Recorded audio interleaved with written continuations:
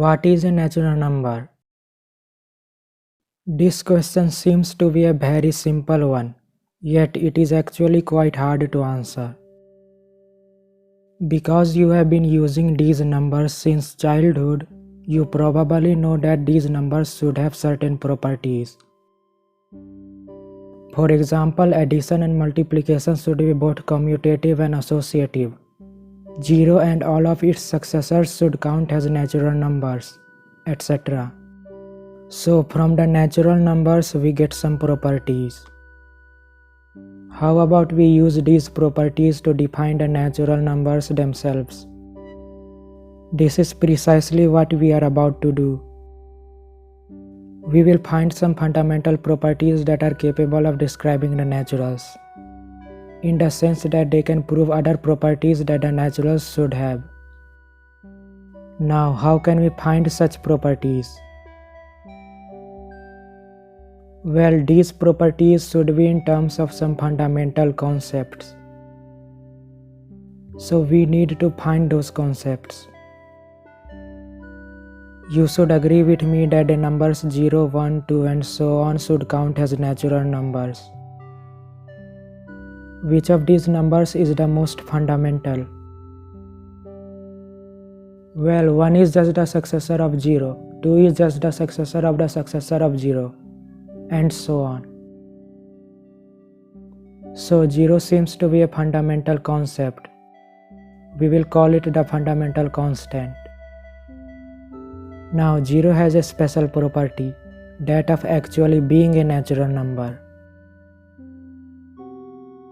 So being a natural number is also a fundamental concept. We will call it a fundamental relation. Now consider these two numbers. What is the most basic question that we can ask about them? We can ask whether these two are equal or not. So equality seems to be a fundamental concept. It is also a fundamental relation.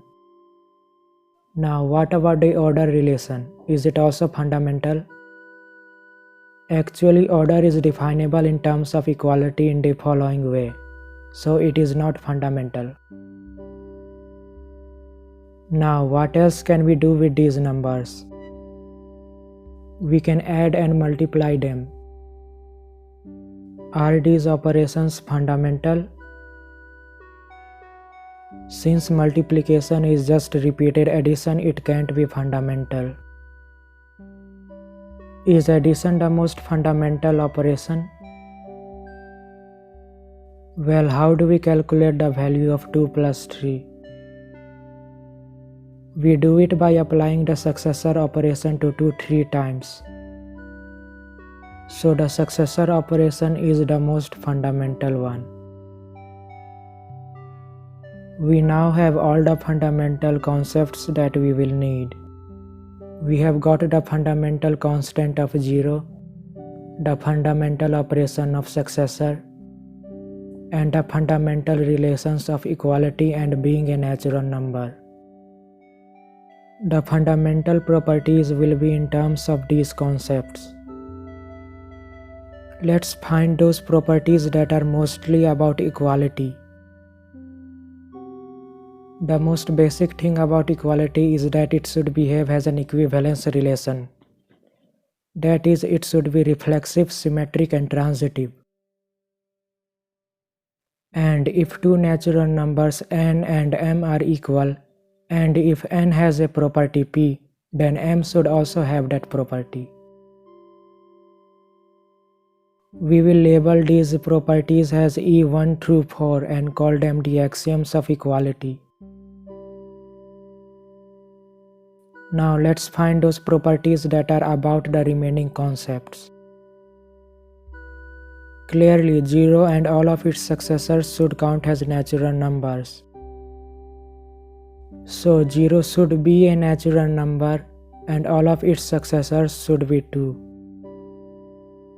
We will label these properties as A1 and A2. Also, we will denote the successor of 0 as 1, the successor of 0 has 2, and so on.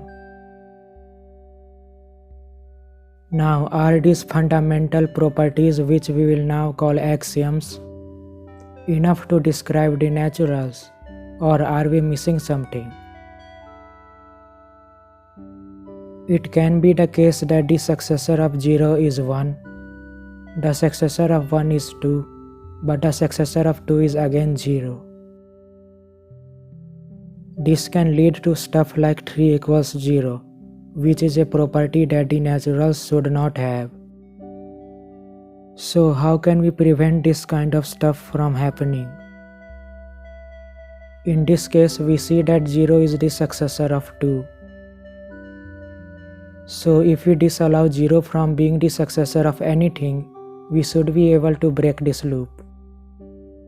We will label this axiom as A3. But this does not prevent loops from appearing elsewhere in this chain of numbers. It can be the case that the successor of 2 is 1, which leads to 3 equals 1, an undesirable property. If we are able to draw some sort of contradiction from this equation, then it would rule out the possibility of something like this from ever happening. We can rewrite this equation in terms of the successor operation. If we had an axiom that allowed us to conclude 2 equals 0 from this equation, then we would get the desired contradiction. So we will create one. The converse of this should also hold. We will label this axiom as A4. We have finally prevented loops from occurring in this chain of numbers. But we haven't prevented them from occurring outside of this chain, meaning that there can still be some natural numbers disjoint from the main chain which form a loop. Disjoint in the sense that they are not the successors of any numbers from the main chain. These numbers are quite unnatural, so we need to get rid of them somehow. To do this, we will talk about something that seems unrelated: induction. Induction would be quite useful for proving stuff about the naturals. So why not introduce an axiom which allows us to use it? This axiom states that if a property P holds for 0, and for every number n we have the following implication, then P holds for all the natural numbers. More informally, if a property P is true for 0 and also true for all of its successors, then it is true for all the natural numbers. So how does this axiom prevent those unnatural numbers from existing? Let's say that we have a property P which is true for 0 and all of its successors, but false for both alpha and beta. Then by induction P is true for all the naturals. But since P is false for alpha and beta, both of which are assumed to be naturals, we have a contradiction. Thus, unnatural numbers like alpha and beta cannot exist. It seems like we now have all the fundamental properties. Notice that these axioms only tell us what objects count as natural numbers and how they behave. So how exactly can we use these properties to define what the natural numbers actually are? Well, mathematics treats things in an abstract manner. It does not care what the objects actually are or what they mean, but only cares about the properties that they have. So it does not matter what the natural numbers like 0, 1, 2 and so on actually are. They can be physical quantities or anything as long as the axioms are obeyed.